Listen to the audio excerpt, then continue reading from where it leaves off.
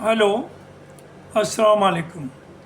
मैं प्रोफेसर शमीम अहमद अपने YouTube channel पर आप लोगों से मुखातिब हूँ। मैं आज बात करूँगा अपने इलेक्टोरल सिस्टम पर। चूँकि देखने में ये आ रहा है जो हमारा सिस्टम है वो लोगों के एक्सपेक्टेशंस पर सही नहीं उतर रहा है। और अगर याद करिए कि वाजपेयी जी ने एक कमेटी भी बनाई थी जिसके आनंद शर्मा जी चेयरमैन थे कि वो ये सर्वे करें इंडिया के अंदर कि क्या जो हमारा इलेक्टोरल सिस्टम है वो लोगों की जो सोच है या लोगों की जो एस्पिरेशंस है उन्हें पूरा कर पाता है या नहीं। लेकिन वो उसका कोई रिजल्ट नहीं हुआ और शायद वो ख़त्म कर दी गई थी। एनी हाउ, जो हमारा सिस्टम है, जो इंडियन इलेक्शन सिस्टम है, वो और भी कुछ कंट्रीज में है, लेकिन पूरी दुनिया में अलग अलग तरीके से इलेक्शंस होते हैं और कोशिश ये होती है कि ज़्यादा से ज़्यादा लोगों को का इन्वॉल्वमेंट हो और उनका पार्टिसिपेशन हो डिसीजन मेकिंग में या गवर्नेंस में। हमारे यहाँ सिंपल मेजॉरिटी से कैंडिडेट जीतता है और जिसकी सीट्स ज़्यादा आती हैं वो हुकूमत बनाता है। अब तक एक याद होगा, ये भी हरियाणा से शुरू हुआ था, आया राम गया राम। उसमें ये था कि हम आए एक पार्टी के टिकट पर जीत करके और 10 दिन बाद ही हमने दूसरी पार्टी ज्वाइन कर ली। उसे ख़त्म करने के लिए एक उसमें संशोधन आया कि जब तक 2/3 मेंबर्स एक साथ ना हो तब तक वो दूसरी पार्टी, अपनी पेरेंट पार्टी को छोड़ के दूसरी पार्टी में नहीं जा सकते। और इससे ये एक्सपेक्ट किया जा रहा था कि 2/3 नंबर होना आलमोस्ट नामुमकिन है और डिफेक्शन इससे रुक जाएगा, आया राम गया राम ख़त्म हो जाएगा। लेकिन बीजेपी के दौर में एक नई चीज़ देखने को आई कि अगर आपको कहीं 4, 6 या 8 सीट्स की कमी है, मेजॉरिटी नहीं है, इवन या कोalition बनाए हुए हैं लेकिन वो चाहती है कि हमारी मेजॉरिटी हो, या किसी स्टेट के अंदर किसी गवर्नमेंट की, किसी पार्टी की हुकूमत है जो नॉन बीजेपी है और वहाँ उस पार्टी को गिराना है, तो इसने एक नई टैक्टिक्स लाए हैं कि मान लिया आपके 10 मेंबर कम हैं, अगर 10 मेंबर आपके हो जाएं तो आपकी हुकूमत बन जाएगी। तो चूँकि पैसे की तो कोई लिमिट नहीं है, रूलिंग पार्टी कोई भी हो, जो भी आती है उस पर पैसा होता है। तो एक नया तरीका ये निकाला गया कि जितनी सीट्स इन्हें चाहिए, कमी पड़ रही है, तो वो उतने कुछ लोगों से रिज़ाइन करा देते हैं। मान लिया 5 लोगों से रिज़ाइन करा दिया, और जब रिज़ाइन करा दिया तो स्ट्रेंथ जिसकी रूलिंग, जिसकी हुकूमत थी, जिस पार्टी के अपोजिशन वाले की, उसके मेंबर कम हो गए और वो गवर्नमेंट गिर गई। अब आपकी मेजॉरिटी हो गई, आपने हुकूमत बना ली, और वो जो वैकेंसीज हुई जिन्होंने रिज़ाइन किया था उन पर आप बाई इलेक्शन करा देते हैं और उन्हीं लोगों से 2 बात करते हैं। एक तो रिज़ाइन करने के लिए उन्हें पैसा देते हैं और फिर ये भी यकीन देते हैं कि आपको हम इलेक्ट करके फिर दोबारा असेंबली में ले आएंगे या पार्लियामेंट में ले आएंगे या राज्यसभा में ले आएंगे। और आप बाई इलेक्शन करके, चूँकि अब आपकी रूलिंग पार्टी भी है, आप पे पैसा भी है, आप पे ताकत भी है, तो उन्हीं लोगों को आप खड़ा करते हैं, जो मध्य प्रदेश में हुआ और कई स्टेट्स में आपने किया। इलेक्शन लड़ा और वो वापस आ गए और उन्हें मिनिस्ट्री भी मिल गई। अभी जैसे देखने में आ रहा है कि उड़ीसा में जो BLD के राज्यसभा में मेंबर्स थे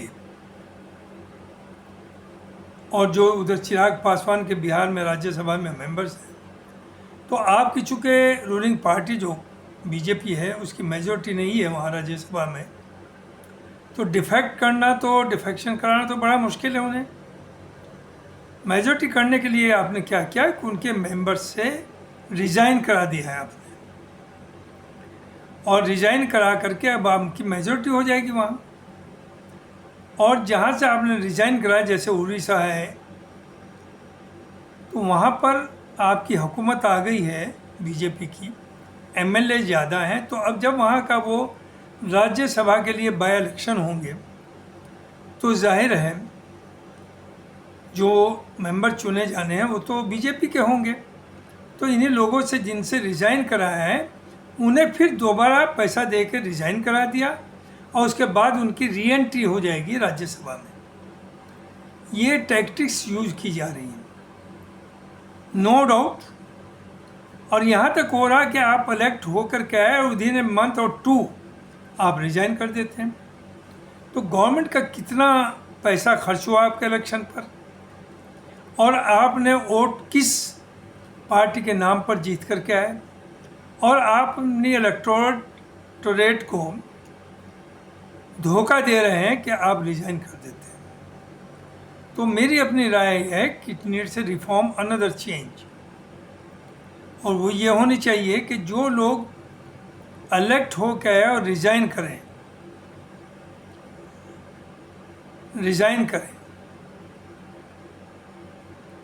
उन्हें 6 साल तक ना तो किसी पार्टी को ज्वाइन करने की परमिशन दी जाए, और न ही उन्हें इलेक्शन में खड़े होने की परमिशन दी जाए।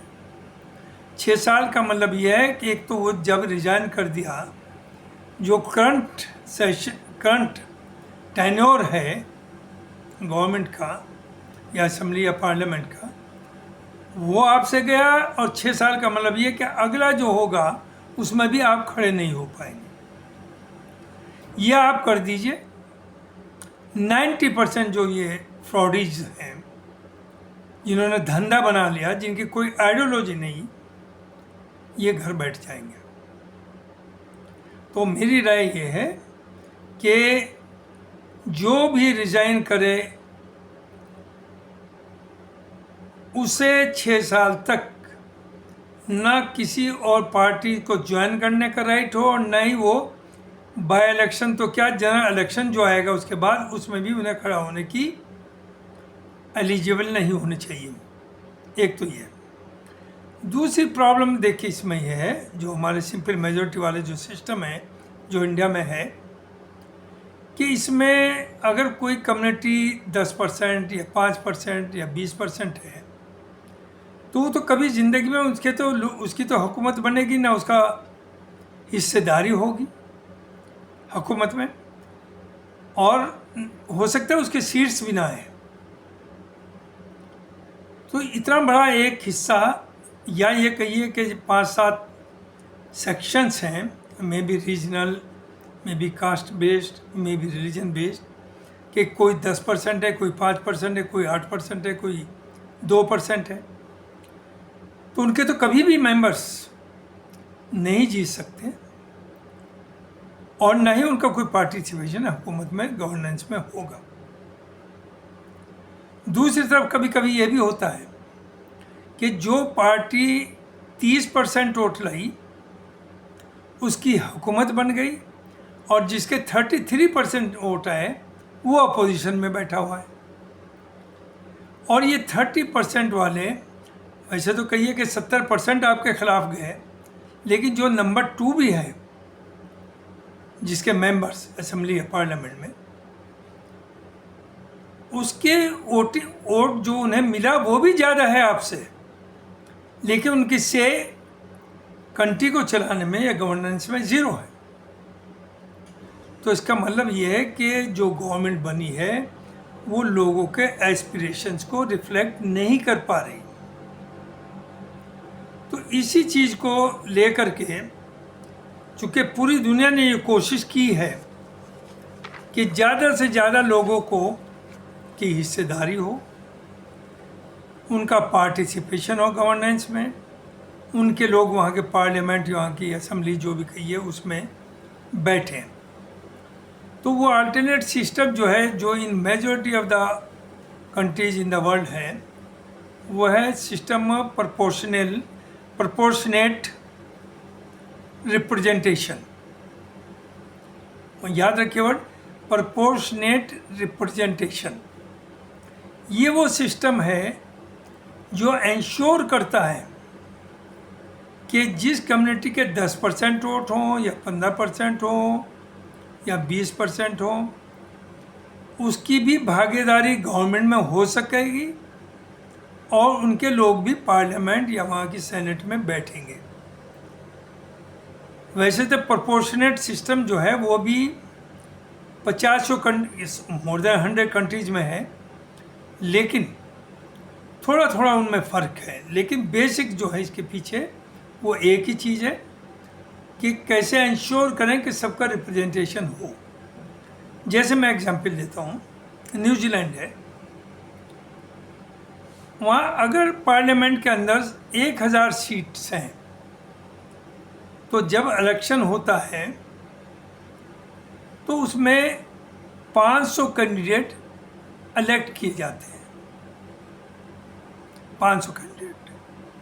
और 500 कैंडिडेट वो सब पार्टीज नॉमिनेट करती हैं based on the number of votes they got.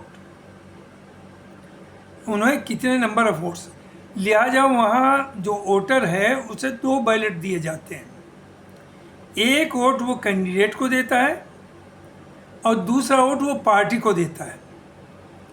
लिहाजा 1000 अगर मेंबर हैं तो 500 तो इलेक्ट हो के आएंगे और बाकी 500 वो जो पार्टी को वोट गया है वो पार्टी अपने नुमाइंदों को नॉमिनेट करके पार्लियामेंट में भेजेगी।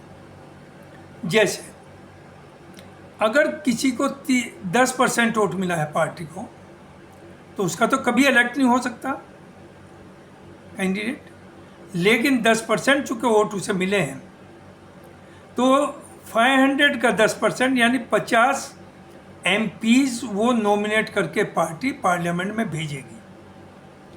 अगर किसी को 20% वोट मिला है और कैंडिडेट उसके उन 500 में 8 या 10 ही इलेक्ट हुए हैं, लेकिन वो चूँकि 20% वोट मिला है तो 20 पंजे 100 कैंडिडेट नॉमिनेट करके पार्लियामेंट में भेजेगी। तो 10 तो उसके डायरेक्टली इलेक्ट हो गए और 100 ये गए, उनका नंबर 110 हो गया। तो इस सिस्टम में क्या होगा, किसी की ब्रूट मेजॉरिटी नहीं होगी, जो कि एक डेमोक्रेसी के लिए बहुत घातक है। हिंदुस्तान में यही होता है। राजीव गांधी के टाइम में more than 400 seats were won by the Congress. BJP ने पिछली बार थम्पिंग मेजॉरिटी आई और आप देख रहे हैं उस थम्पिंग मेजॉरिटी में जो 2 टर्म्स में रहा बीजेपी, तब क्या उनका तौर तरीका था और अब जब मेजॉरिटी फुल नहीं है तो अब उनका तौर तरीका क्या है, पॉलिसी। तो ये फ़र्क है और ये फ़ायदा है proportional representation system of voting and direct majority based system of voting. तो हमारे यहाँ यही है कि आप जो ये पोलराइजेशन, कम्युनल फीलिंग ये सब करते हैं, तो एक तरफा एक पार्टी 2 इलेक्शन में जीती, वो ठीक है। अब लोगों की समझ में आ गया कि हिंदू मुस्लिम नहीं चलेगा, पाकिस्तान इंडिया नहीं चलेगा, हमें रोज़गार चाहिए, हमें एजुकेशन चाहिए, हमें हेल्थ चाहिए। तो वोट बिखरा है, आरएसएस बीजेपी को छोड़ के लोग दूर गए और सिचुएशन आपके सामने नज़र आ रही है। लेकिन मैं ये समझता हूँ जो अटल बिहारी वाजपेयी जी की जो शुरुआत थी कि गवर्नमेंट और सब मिलकर के एक कमेटी बनाएं और ये देखें कि क्या अल्टरनेट सिस्टम हो सकता है, और वो अल्टरनेट वही है प्रोपोर्शनेट रिप्रेजेंटेटिव और प्रोपोर्शनेट रिप्रेजेंटेशन सिस्टम, ना कि मेजॉरिटी बेस्ड सिस्टम जो हमारा है। तो उसे कौन सी तरह इम्प्लीमेंट करें जिससे कि हर सेक्शन में उसके बाद ना तो आपको पोलराइजेशन की ज़रूरत होगी, ना कास्ट की परवाह करने पड़ेगी, अपीजमेंट की ज़रूरत पड़ेगी। जिसका जितना नंबर होगा वो सीट नहीं जीतेगा तो उसका रिप्रेजेंटेशन ज़रूर होगा, और कोई किसी भी हुकूमत की या पार्टी की ब्रूट मेजॉरिटी इसमें मुमकिन ही नहीं है। लिहाजा वो सही सही चलेगी, वो मनमानी नहीं कर पाएगी। और डेमोक्रेसी में यही है कि nobody should be allowed to do मनमानी। वही होना चाहिए जो सब बाय एंड लार्ज लोग चाहते हैं। हमारी बदकिस्मती ये है कि आप 36 या 40% वोट लेके आते हैं, 60 या 65 या 70% लोग आपके खिलाफ हैं, लेकिन आप वही करते हैं जो आप चाहते हैं और किसी के आप सुनते नहीं।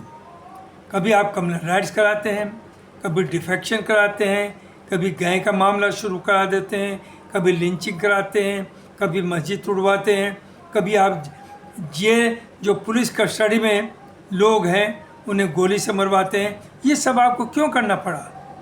चूँकि आप पोलराइजेशन करके अपनी मेजॉरिटी वोट बढ़ा करके एक थम्पिंग मेजॉरिटी लाना चाहते हैं, लेकिन उस सिस्टम में जो प्रोपोर्शनल रिप्रेजेंटेशन सिस्टम है ये मुमकिन नहीं होगा, और पीसफुल माहौल रहेगा, आपस में भाईचारा रहेगा, सबका रिप्रेजेंटेशन होगा, सबकी गवर्नेंस में भागीदारी होगी।